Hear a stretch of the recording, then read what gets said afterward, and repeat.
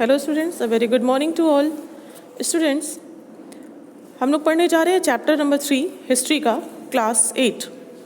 The chapter name is rural settlements under the company ruling the countryside. इस chapter की अगर हम बात करें तो हम ये देखेंगे कि 1765 में मुग़ल एम्पायर शाह आलम II ने appointed the East India Company as the diwan of Bengal as a result of the treaty of Allahabad concluded after the Battle of Buxar.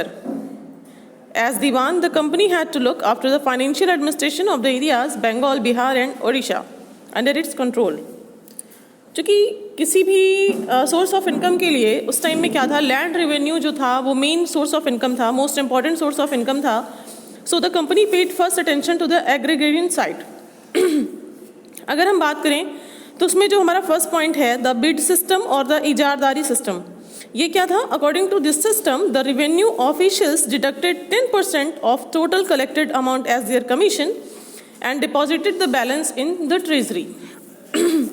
But Warren Hastings, in order to meet the demands of the British government, gave the land to the highest bidders who were called the contractors. Actually होता क्या था इसमें कि जो bid system और इजारदारी system जो था इसमें गवर्नमेंट ने, यानी जो ब्रिटिशर्स थे, इसने क्या किए कि ब्रिटिशर्स ने एक कमीशन स्थापित किया जिसमें कि लोगों को एग्रीगेरियन सोसाइटी से टैक्सेस कलेक्ट करना था. और जब ये जो है कलेक्ट करने में अनेबल हो जाते तो दूसरे को दे दिया जाता, जिनको कॉन्ट्रैक्टर्स कहा जाता था या बिडर्स कहा जाता था. सेकेंड हम बात करेंगे द परमानेंट सेटलमेंट की. अब परमानेंट सेटलमेंट क्या था? ये लॉर्ड कॉर्नवालिस द्वारा इंट्रोड्यूस किया गया था 1793 में. कहाँ पे? बिहार और बंगाल में. According to this system the farmers were made owners of the land and they were given the status of the zamindars. The peasant had to give 10% to the government from the total production of the land. अब अगर हम इसकी merits की बात करें, permanent settlement की merit क्या थी, तो जो पहले मेरिट ये है कि जमींदार became staunch supporters of the British government. ये क्या हो गए? ब्रिटिश गवर्नमेंट के बहुत ज़्यादा सपोर्टर हो गए थे. दूसरा है पॉइंट हमारा the permanent settlement made the income of the government quite certain. यानी एक जैसी इनकम आने लगी गवर्नमेंट के पास, उसमें कोई फ्लक्चुएशन नहीं होता था. इसमें सबसे बड़ी चीज़ ये थी परमानेंट सेटलमेंट की. एंड इसमें demerits of the permanent settlement क्या है? डीमेरिट्स ये है with the zamindars got land but the conditions of the cultivators became more pitiable. इसमें परमानेंट सेटलमेंट की जो कंडीशन थी, जो सबसे बड़ी डीमेरिट्स है, वो दो हैं. पहली तो ये कि जो ज़मींदार थे वो उनके पास ज़मीन तो थी, लेकिन जो कल्टीवेटर्स थे, यानी जो उसमें फसल उगाते थे, क्रॉप्स उगाते थे, उनकी कंडीशन बहुत ज़्यादा ख़राब हो गई थी. एंड नेक्स्ट है the government also had to suffer a loss because the income was fixed but the expenses were increasingly day by day. Government भी इसमें सफ़र करने लगी लास्ट में, क्योंकि इनकम तो उसकी फिक्स थी, लेकिन जो एक्सपेंसेस थे वो बढ़ते जा रहे थे ब्रिटिश ईस्ट इंडिया कंपनी के. Because of the above drawbacks the government abolished this settlement in 1955.